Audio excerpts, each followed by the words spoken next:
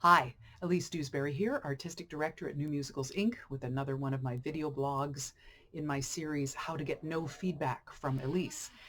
Recently, I started a little mini series of assignments, as I'm calling them, or suggestions for you to go to a script that you are currently working on and try to apply some of these to your very own script that you're working on right now. Last month, the topic was character diction, and the idea was to go through your script and your lyrics and make sure that absolutely everything that your character says or sings is distinct and unique to that character.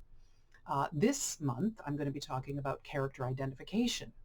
Now, this one is going to seem like a little bit of a no-brainer, but I am frequently amazed by how often I get a script across my desk where characters are introduced near the beginning of, or the first time a character is introduced near the beginning of the script, that will say, Joe enters with his wife Mary and his son Bob.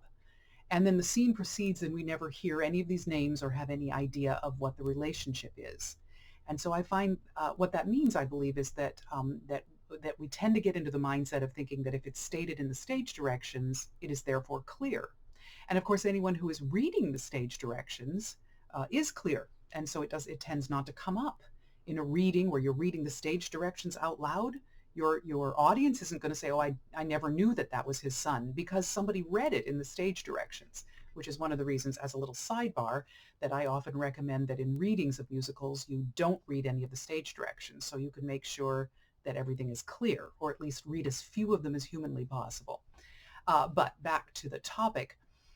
So the important thing to remember is that stating something in a stage direction is not the same as making it clear to the audience. So the decision that you have to make as a playwright is, how much information do you want the audience to know about this character, and when do you want them to know it? And that kind of information includes things like their name. Maybe we don't know their name the first time we meet them. That's not the end of the world, but probably we're going to want to know their name at some point. One of the reasons for this that's just practical is that later on, if that character isn't on stage and we never heard that character's name and somebody says, oh yeah, that's right, Bob was just talking about you.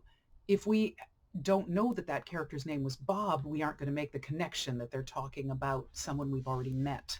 As simple as that. So at some point, we probably are going to want to know the character's name. Up to you to decide when. Does not have to be the first time we meet them, but take a look at that. Go through your script and figure out, when do I want my audience to know this character's name, and how am I going to get that information across?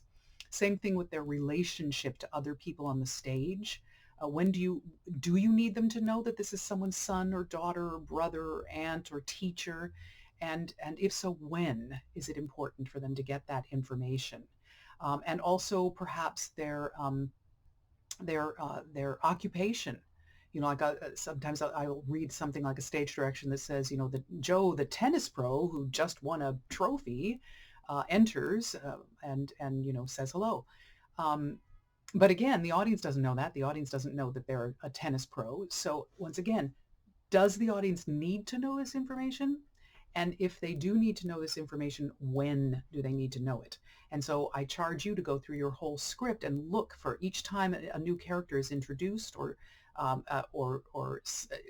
each time a character is introduced in your musical, check to see at what point does that character's name get mentioned, and their relationship to other people and their occupation or any other information that you feel is really important for your audience to know. Do they need to know it? When do they need to know it?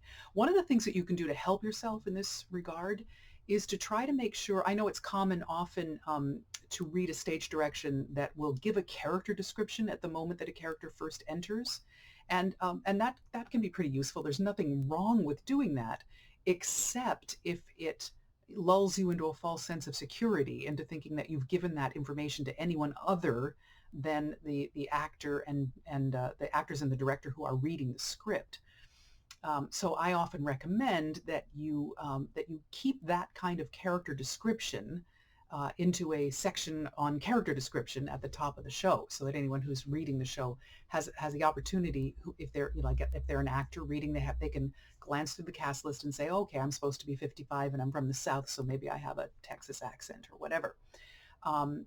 So just be cautious about including it in the stage direction when that character first enters, because you don't want to lull yourself into the false sense of security that you have communicated that information to anybody who doesn't get to read that stage direction. So that's the assignment for this month, is to take a look at the musical that you are currently working on, and take a look at the first time that any character shows up, is first introduced or is referenced, and just, read it with that in mind, or even do a Google search for the name of the character. When is it mentioned? Is it soon enough that the audience knows this character's name, their relationship to others, their occupation, or any other important information that you think should be known about that character? So seems like a bit of a no-brainer, but surprising how often we miss that. So take a look at that, and then join me here next month for another assignment. Thanks, and toodaloo.